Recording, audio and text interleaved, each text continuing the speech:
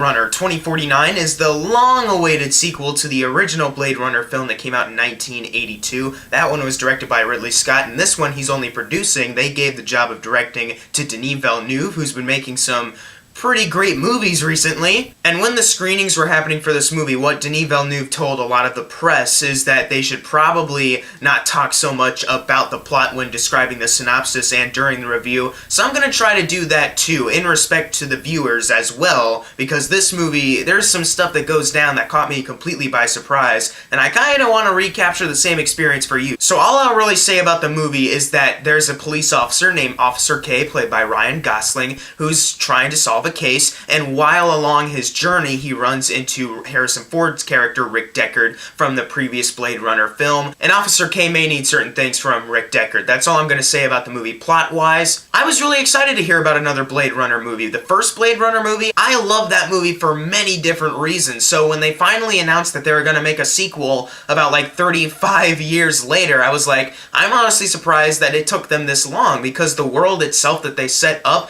could have branched off into multiple sequels if they really wanted to. And when they announced that Denis Villeneuve was going to be directing it, director of Prisoners, Enemy, Sicario, last year's Arrival, of course, right away I was hooked and wanted to see this movie and how he was going to handle it, since he is a real Blade Runner fan. And walking out of this film, I couldn't help but feel amazed.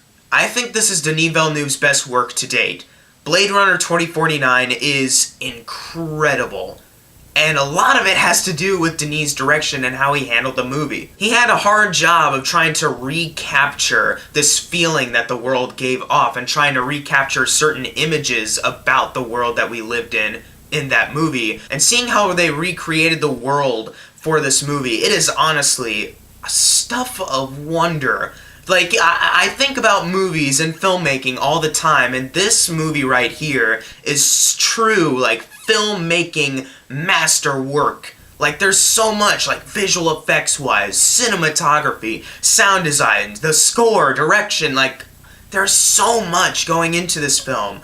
Many different like an art department, the sound department, like, the editing, like, there's so much beauty about this movie when it comes to the filmmaking angle, but also as a story itself, it's incredible. This isn't a story that's trying to set up another cinematic universe for us all to be invested in for the next 10 years. This isn't a movie that's gonna kind of obviously lead into another film, though some people could interpret the ending as in we're gonna get another one. I'd say that this movie, if they never made a sequel, I honestly wouldn't mind, because they didn't leave it open like, hey, we're gonna do one. It was like its own perfect story that maybe they can make another one, but you can just enjoy it as its own thing. And really, I don't really think you need to watch the original Blade Runner to get enjoyment out of this thing.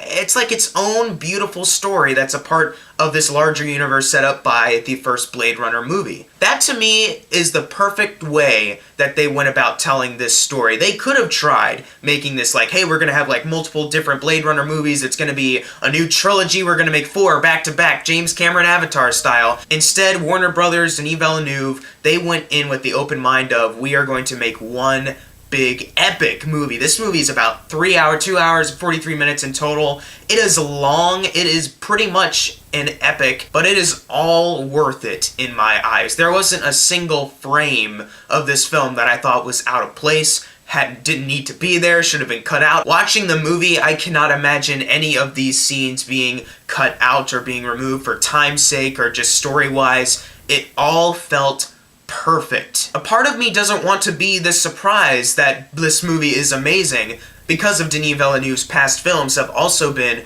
really fantastic, but just to see Denis Villeneuve outdo himself in the fantastic department is just, it's incredible. This director, man, he is gonna go places. Like, I think his next movie is gonna be a Dune remake. I'm excited to see that. Whatever he's doing with that, I can't wait. Any other project he's doing, I can't wait to see. Because Denis Villeneuve is shaping up to be one of the greatest directors working today. In fact, some people could say that he already is one of the best directors working today, and I couldn't argue with them. With each movie that he makes, including this one, you can tell the skill is there behind the camera through everything going on. There is a skill right there that's all coming from him and how he handled the entire production. Like, he is wow. And it's also because of him why reviewers like myself and others are not talking about a lot of like key plot points that probably, if made by another movie company like maybe Sony, like would have been revealed in the trailers. Like, it's because of him why there's so much of this movie kept under wraps. So in like the first 5 minutes of the movie, there was a surprise that I was like, wait, what, already? And I was like, there's gonna be like plenty more surprises for the rest of the movie, isn't there? And yes, there was. There was a lot of intrigue to this mystery. What makes the first Blade Runner movie so great is that if you take away the sci-fi stuff, it is pretty much a noir kind of crime story, detective story. And they completely recaptured that with this movie as well. There's a great mystery going on here. I was enthralled from the beginning all the way to the end. I was always curious to see what the next part of the film was to find out more about this case that Officer K is trying to solve, and I could not have been more amazed by it. There are some people out there that might say that it's boring.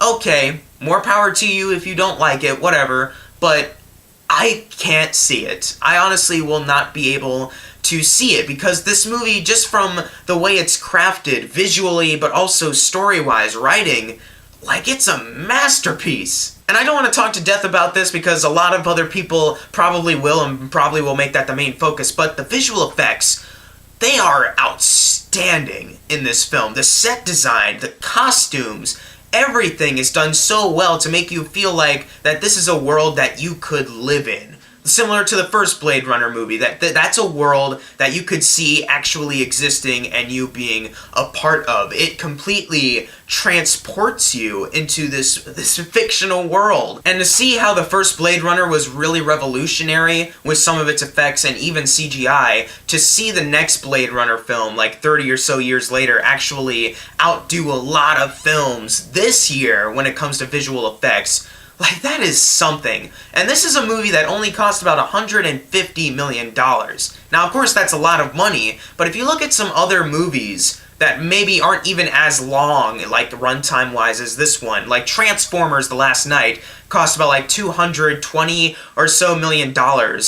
And those films' effects don't look as good as Blade Runner's, which is not only longer, but has a smaller budget than that. Like, that is outstanding to me. It really does show, like, the craftsmanship that comes from Denis Villeneuve and his team, the production team.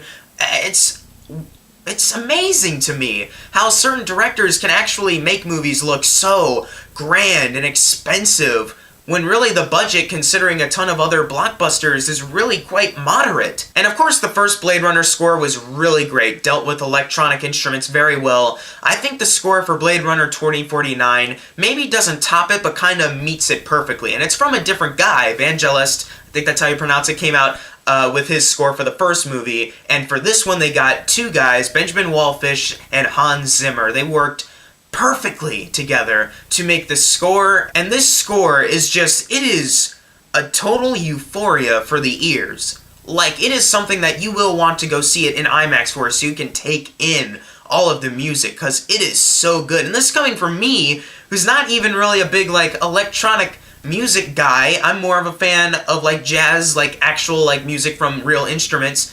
But the electronic stuff here and Blade Runner, the first one, it's so well handled, and it's so transportive at the same time. Like, this is how you do it right. And like any other Denis Villeneuve film, there are a lot of great actors in this film, and none of them, I think, were weak at all. I think they all were stupendous in their roles. They all brought their A game to their performances, including Jared Leto, who I thought I was kind of worried about because he's playing another kooky kind of character for a Warner Brothers movie similar to Suicide Squad, but I think the key difference is that he actually kind of kept himself in check performance-wise, and he wasn't completely overbearing. He was like kind of perfectly threatening, but kind of weird with his character. I thought they handled him much better. But of course, the main star of this movie, Ryan Gosling, I was super impressed with him. It's kind of like his performance in Drive, where he's kind of more reserved, kind of more silent, and he could totally beat your ass, but it's kind of elevated a little bit more throughout the movie. He's dealing with a lot of conflicting emotions. Of course, I won't spoil it, but there's definitely a lot of conflict up here, and to see Ryan Gosling perform that, just to totally embrace this character, it's great stuff. I don't want to say it's his best, but it is up there. I'm highly considering it as one of his best, actually. This is some of the best work he's done. And then, of course, you have Harrison Ford coming back as Rick Deckard. I didn't know if Rick Deckard's appearance was going to be kind of small or if it was going to be like Han Solo where he's in it throughout. I won't really say here, so you guys can just enjoy the movie, but I will say that Harrison Ford's performance, one of the best he's ever done. Like, there's just an emotional kind of subtlety that he has with this character, a character that we've seen 30 years ago just kind of age and kind of evolve emotionally. That's just kind of like hits you right in the feels when you see him, when you hear him talk. And if you had to compare the two old man Harrison Ford performances, though old man Han Solo is very close to everyone's hearts, I think, since that character's been around more than Rick Deckard. But I would say, as far as the performance goes, the Rick Deckard performance he's done was better than Old Man Han Solo. It's one of the best he's done in his career. I could not recommend this movie more. Like, it's a film where everything was done right. The story, a lot of people could say it feels slow, but I think due to Denis Villeneuve's direction, I think he handled it excellently, to the point where I was never bored, constantly interested in the characters, what their stories were, how this story was going to progress. I was just enthralled from start to finish. I can't recommend this movie enough. It is one of the best of this year. It is a masterpiece, one of the best sci-fi movies ever made. Check it out immediately. Box Office Mojo is kind of estimating that it'll make around $50 million this weekend, and though that is pretty good, I'd say that this movie deserves more than that. It is absolutely outstanding. I'm gonna give Blade Runner 2049 an A+. If you love the first Blade Runner film, and if you're a fan of Denis Villeneuve's work, and if you're just a fan of film in general, there's so much here, like filmmaking-wise, story-wise, acting-wise, that will just blow you away.